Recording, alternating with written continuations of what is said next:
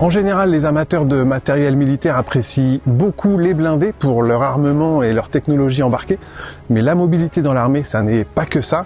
Et aujourd'hui, on est à Pamiers dans l'Ariège avec le premier para pour découvrir un véhicule qui est pas plus gros qu'une Smart, mais qui ne sert pas à se garer facilement en ville.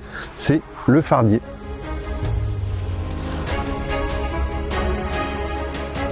Longueur 2,60 m. Il est compact ce Fardier et c'est justement pour ça qu'il a séduit l'armée. Son gabarit lui permet d'être aérotransportable par avion ou par hélico, mais surtout aérolargable. Il peut donc être balancé, pardon pour l'expression, depuis la soute d'un avion. Une fois au sol, ses rôles sont multiples. Le Fardier contribue à accélérer et faciliter l'infiltration des parachutistes. Il porte le matériel, peut être utilisé pour évacuer les blessés et servir d'appui-feu. C'est aussi un véhicule qui se destine aux forces spéciales et qui fait du renseignement, donc de l'observation. Ce jour-là, fin octobre, tout ne s'est pas passé comme prévu. En fait, on avait choisi cette date parce qu'il y avait des sauts programmés dans le cadre des entraînements qui sont imposés aux militaires. Sauf que pour des raisons d'organisation et de météo, les vols ont été annulés. Donc pas de parachutistes qui tombent du ciel juste devant nous, mais des exercices maintenus avec évidemment le Fardier au cœur de l'action. Pas de largage devant notre caméra, mais des fantassins qui font comme si. Là, sans se lever pour rester discret, il range le matériel, les parachutes et s'équipe avant de courir en direction du colis, ce lourd colis, environ 100 kg, composé de vivres et de munitions qui doit être chargé dans la remorque. Et si vous trouvez que les hommes courent lentement ou bizarrement, il y a une explication.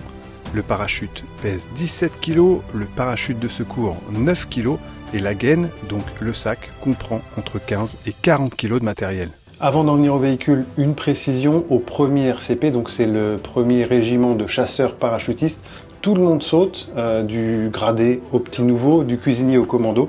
C'est la règle, minimum syndical 6 sauts par an, mais évidemment bien plus pour la majeure partie d'entre eux. Avant d'être largué, le Fardier doit être préparé, donc pour ça on l'installe sur une plateforme en aluminium, il est fermement sanglé et il repose sur des gros pins de carton alvéolé qui sont là pour amortir le choc à l'atterrissage. Mais toute cette partie, c'est le premier RTP, donc le régiment du train parachutiste qui s'en occupe. Et une fois au sol, donc les parachutistes n'ont besoin que d'environ 5 minutes pour rendre le véhicule mobile opérationnel. Et d'ailleurs le Fardier peut être largué sur la même plateforme que sa remorque. En revanche, pour une installation complète du matériel et de l'armement, il faut compter environ une demi-heure. Par rapport à un Polaris ou à un quad que certaines armées utilisent pour ce genre d'exercice, le Fardier se distingue par sa capacité d'emport.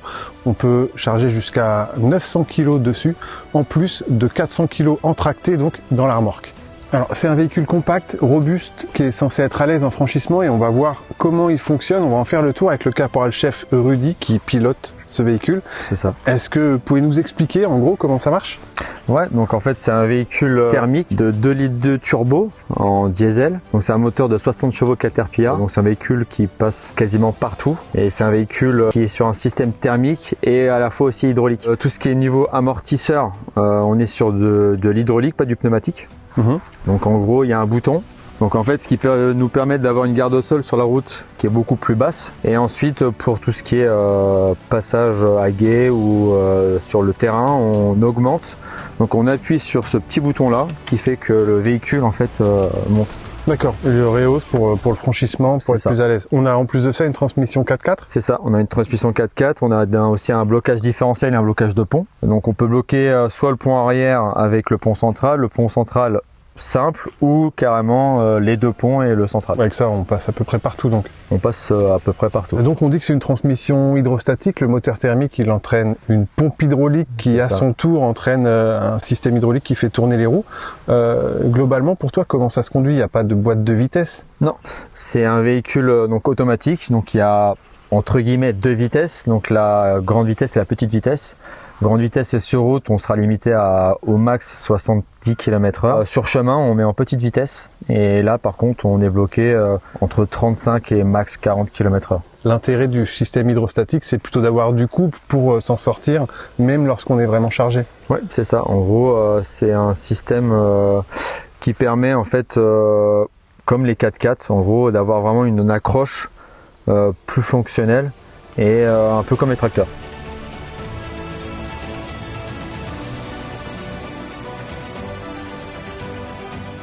Le fardier, il peut être transporté par hélicoptère, donc sous élingue, en dessous, par exemple par le Cougar ou le Caracal. On peut aussi l'installer dans un hélicoptère, dans le NH90 Cayman par exemple. Il rentre dans la soute et on peut bien entendu le transporter avec différents avions. Et dans l'A400M par exemple, l'avion qu'on voit dans la vidéo, on peut charger jusqu'à 10 fardiers.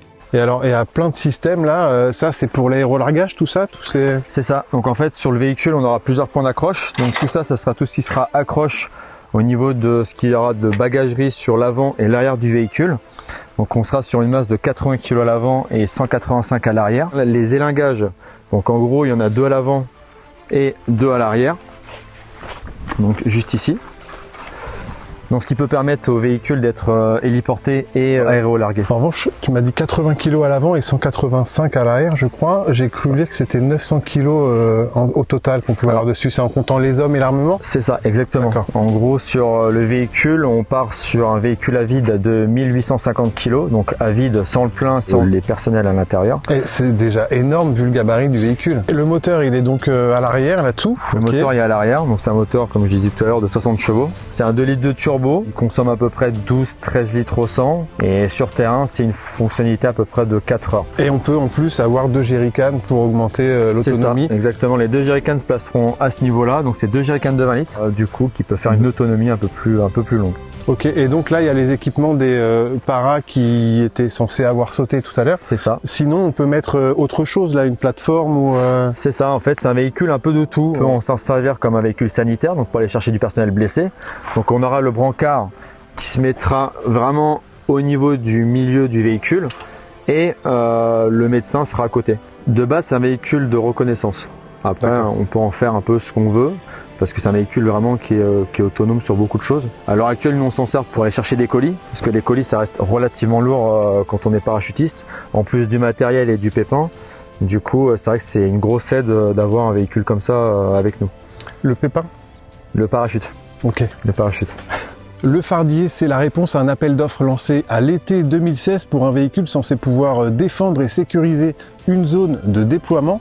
L'armée de terre en a donc commandé 300 exemplaires ainsi que 172 remorques qui normalement devraient être livrées jusqu'en 2027. Niveau armement, donc on a c'est une Mach 58, c'est ça? C'est ça. C'est une Mach du 7,62. C'est du 7,62. On peut en mettre une donc au niveau du radiotireur, ou alors on peut carrément la mettre au-dessus. Donc c'est pareil, c'est le bloc qui s'enlève. Il y a juste une goupille enlevée. On prend le système complet et on le met juste au-dessus. Le personnel est debout. C'est ça. À l'arrière. C'est un véhicule récent. Hein. Là, je vois qu'il a été livré celui-ci en 2025 cette année. Donc. Et vous les avez depuis l'année dernière? On les a depuis l'année dernière, oui, c'est ça. Donc il n'y a pas du tout d'électronique dans ce véhicule et c'est un souhait en fait de la part du concepteur pour avoir un minimum de risque de panne. Il y a quand même une radio et il est facile à nettoyer intérieur extérieur. Il n'y a pas de... Voilà, c'est ça, exactement. Du coup, le compresseur, c'est lui qui va servir à la pression des pneus par exemple? C'est ça. En fait, on a un système de petits compresseurs. Donc on a un petit lot de bord qui est sur le côté du véhicule et on a la prise ici pour pouvoir brancher le tuyau d'air.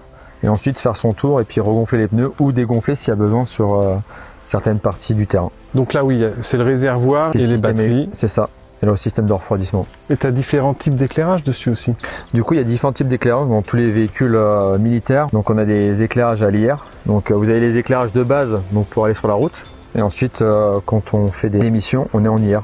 C'est ce qu'on appelait les blackouts. Les blackouts, en gros, c'est un peu. C'est de la discrétion, quoi. C'est de la discrétion, c'est ça. Donc on en verra 2 à l'avant et une à l'arrière.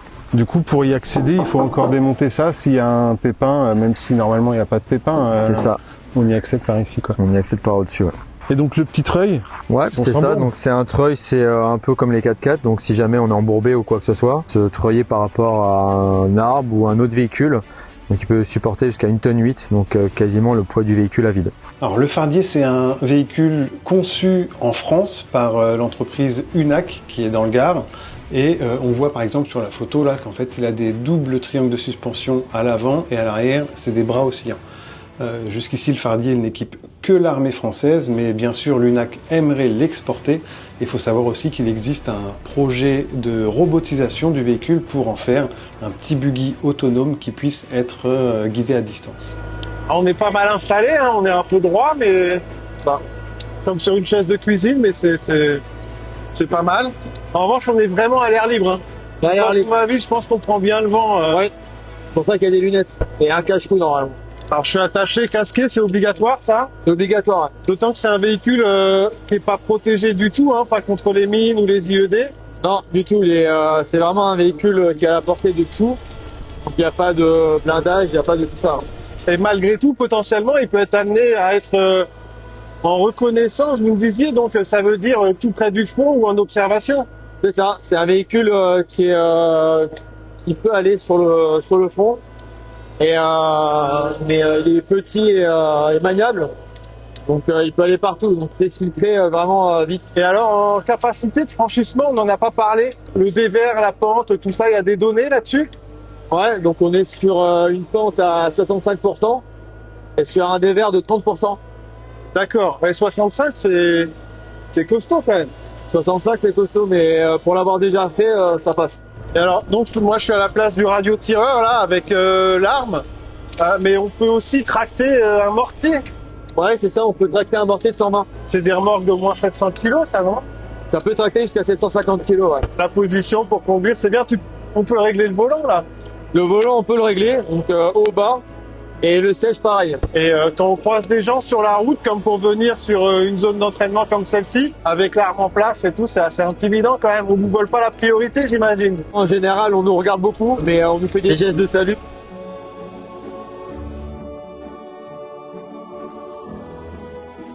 Merci d'avoir regardé cette vidéo et un grand merci aussi au premier RCP pour son accueil et pour tout le temps qu'on nous a accordé sur place. Si vous appréciez ce genre de vidéo, abonnez-vous évidemment et sachez qu'on revient prochainement avec un reportage détaillé, cette fois sur le remplaçant du VAB, le Serval. Ciao!